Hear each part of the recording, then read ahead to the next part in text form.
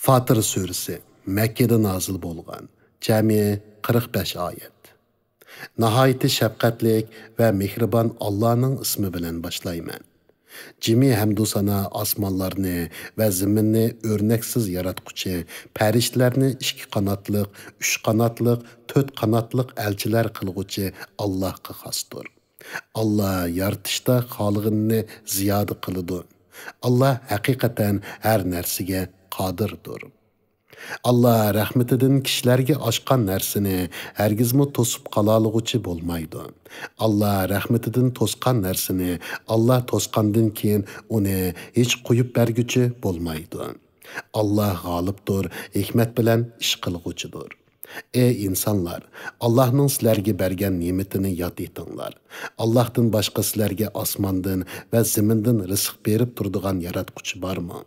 Allah'tan başqa hiç ma'bud barhaq yo'qdir.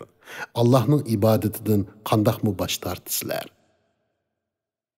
Ey Muhammed, agar ular seni inkar qilsa qayg'urib ketma. Haqiqatan senden ilgiri payg'ambarlarmi inkar qilingan. Hamma ish Allohning dargohiga qaytariladi. Ey insonlar, Allohning va'dasi haqiqatan haqdir. Sizlarni hargiz dunyo tirikchiligi aldab qo'ymasin. Shaytonning sizlarni Allohning afsunining kengligi bilan aldishiga yo'l qo'ymanglar. Shayton haqiqatan sizlarga dushmandir. Uni dushman tutinglar. Shayton o'zining tavallarini ahli do'zaxdan bo'lishga chaqirdi. Kafirlar qattiq azobga duchor bo'ladi. Iymon aytgan va yaxshi amallarni qilganlar mag'firatga va katta savobga erishadi. Özünün yaman əməli çirayliq ko'rsatilgan, shuning bilan uni çirayliq hisoblagan kishi hidayət tapgan kishi bilan o'xshashmi? Allah haqiqatan xohlagan kishini gumroh qiladi, xohlagan kishini hidayət qiladi. Şuna sen ular uchun, ya'ni iymon etmaganliklari uchun qayg'urib o'zingni halok qilib olmagin. Allah haqiqatan ularning qilmishlarini bilib turg'uchidir. Allah şamallarını əvətib onun bilan bulutni qo'zg'aydi. Biz bulutlarni o'lik, ya'ni qag'jiroq bir yerga haydaymiz. Bulutdan yağmur yağdırırız. Şu yağmur bilan o'lgan zaminni tirildiramiz. O'liklarning tirildirilishi ana shundaqdir. Kimki dunyoda sharaf izlaydigan, sharafning hammasi Allohga mansub. Uni Allohdan tilsin. Yaxshi söz Allah'ның dargohiga o'rlaydi. Yaxshi amal uni ko'taradi. Payg'ambarga qarshi yeli mikirlarni tuzdiganlar qattiq azobga duchor bo'ladi. Ularning yeli mikri ishqa oshmaydi. Allah sizlarni, ya'ni aslinglar Odam alayhissalomni tuproqdan yaratdi. Ondan obimanidan paydo qildi. Ondan sizlarni ayoldan iborat bir jup qildi. Her qandaq ayolning homildor bo'lishi va tug'ilishi Allohning ilmining sirtida emas. Her qandaq odamning umrining uzun yoki qisqa bo'lishi lavhul mahfuzda yozilgan. Bu haqiqatan Allohga oson. Ikki dengiz o'xshash emas.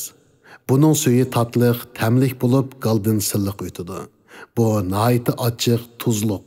Ularning har ikkisidan yangi go'shtlarni, ya'ni beliqlarni yeysizlar. Sizlar taqaydigan zinnat buyumlari, ya'ni unchi marjonlarni chiqarsizlar.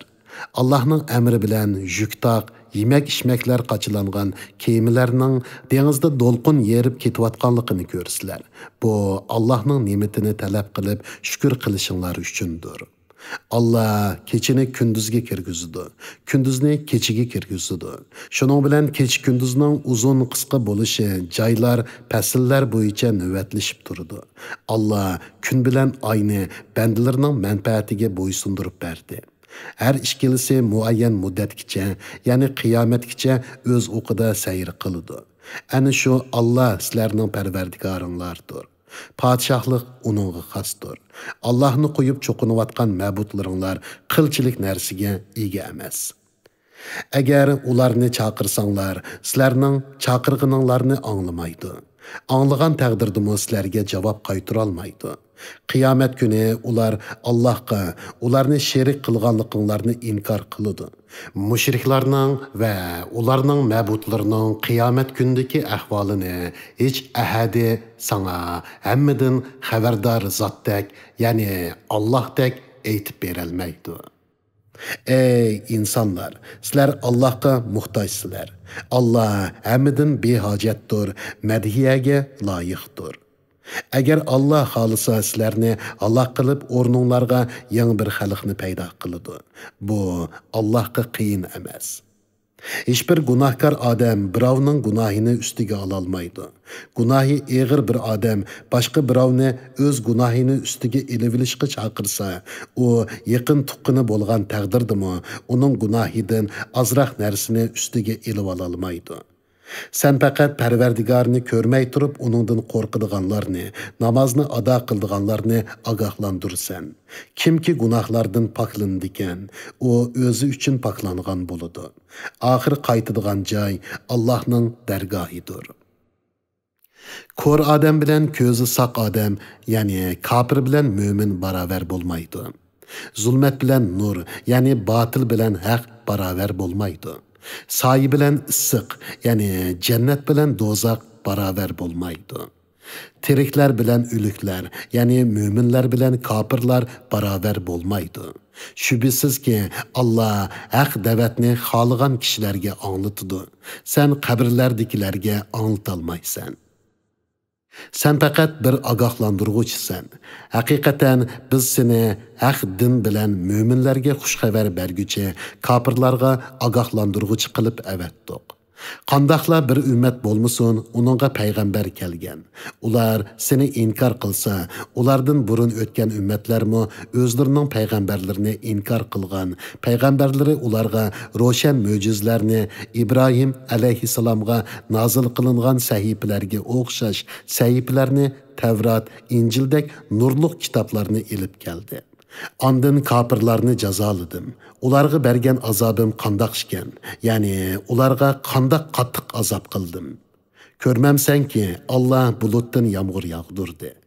Uning bilan turli rangarang mevlarni chiqardi. Shuningdek, Alloh tog'larni yaratdi.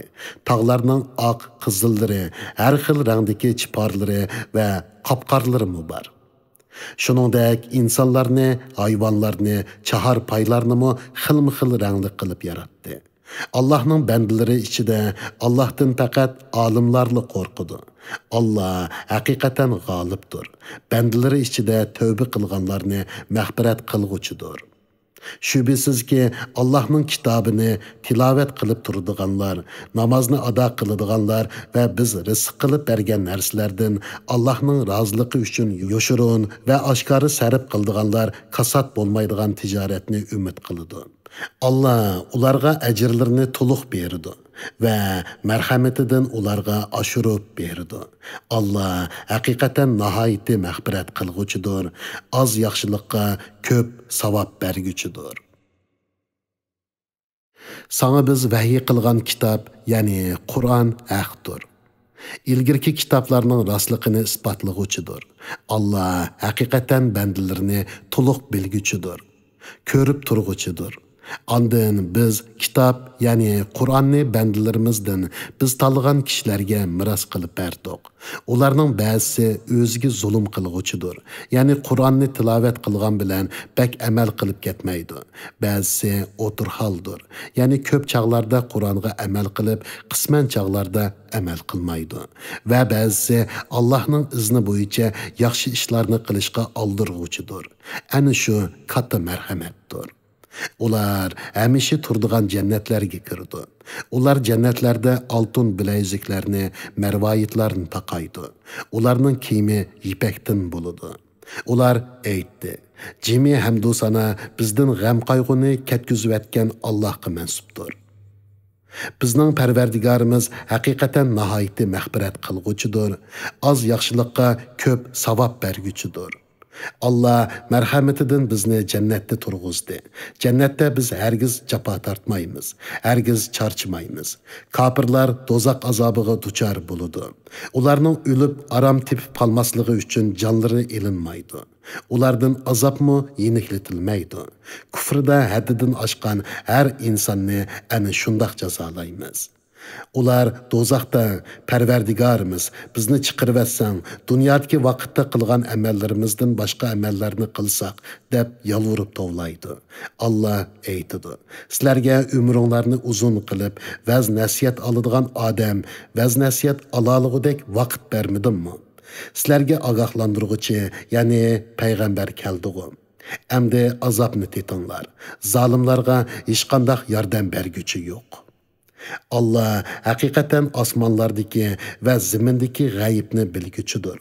Allah haqiqatan dillardagi sirlarni bilguchidir. Allah sizlarni ziminda o'rinbosarlar qildi. Kimki kafir bo'ladi ekan, uning kufrining zeyni o'ziga bo'ladi. Kafirlarning kufri Parvardigorning dargohida faqat g'azabni ziyoda qiladi. Ya'ni ularning kufri ularni Allohning rahmatidan texmo yiroqlashtiradi. Kafirlarning kufri ularga faqat halokatni ziyoda qiladi. Aytqinki, aytib beqinglarchi. Sizlar Allohni qo'yib cho'qinayotgan ma'budlaringlar nima sababdan cho'qinishga loyiq bo'ldi? Bana aytib beringlarki, ular zimindan nimalarni yaratdi? Ya ular osmonlarni Allah bilan birlikda yaratdimi? Ya ularga biz bir kitob bergan bo'lib, ular shu kitobdagi ro'shan dalillarga asoslanamdi? Hargiz undaq emas. Zolimlar bir-biriga faqat yolg'onni va'da qilishidi. Allah haqiqatan osmonlarni va ziminni qudrati va go'zal hikmati bilan tushib ketishdan to'xtatib turdi. Agar ular tushib ketsa, ularni Allohdan boshqa hech ahadi to'xtatib tura olmaydi. Allah haqiqatan halimdir. Ya'ni kuffarlar azobga tegishlik bo'lsa-mu, ularni jazolashga aldirab ketmaydi. Nihoyatda mag'firat qilg'uchidir. Ular o'zlariga ogohlantiruvchi, ya'ni payg'ambar kelsa, har qanday ummatga qaraganda eng hidoyat topquchi bo'lganliklari bilan qattiq qasam ichishdi. Ularga ogohlantiruvchi kelgan chaqda hidoyatdan texmi jiroq bo'lishdi. Bundaq bo'lishi ularning ziminda takabburlik qilganliklari va yili-mikr ishlatganliklaridandir. Yili-mikrning vaboli faqat yili-mikr ishlatgan odamning o'ziga bo'ladi. Ular faqat ilgirki ummatlarga qo'llanilgan Allohning ularni halok qilish va jazolashdan iborat yo'lini kutadi. Allohning mahluqotlar ustida qo'llangan yo'lida hargizmi hech qanday o'zgarishni ko'rmaysan. Alloh yo'lida hargiz yo'tkilishni, ya'ni azobning azobga tegishlik bo'lganlar ustidan boshqalarning ustiga yo'tkilishini ko'rmaysan. Ular ziminda sayr qilib, ulardan ilgirkilar, ya'ni halok bo'lgan ummatlarning oqibatining qanday bo'lganligini ko'rmadimi? Ular, ya'ni o'tganki ummatlar bulardan texmi kuchli edi. Osmonlardagi va zimindagi hech narsa Allohni ilojisiz qoldira olmaydi. Allah haqiqatan hammani bilguchidir, hammaga qodirdir. Agar Allah insonlarni ularning qilmishlari tufaylidan jazolaydigan bo'lsa, yer yuzida hech bir jon egisi qo'ymagan bo'ladi. Va lekin Allah ulardan hisob elishni muayyan vaqtgacha ta'xir qiladi. Ulardan hisob elishning vaqti yetib kelganda, ularning amallariga qarab jazo beradi. Allah haqiqatan bandalarini ko'rib turg'uchidir.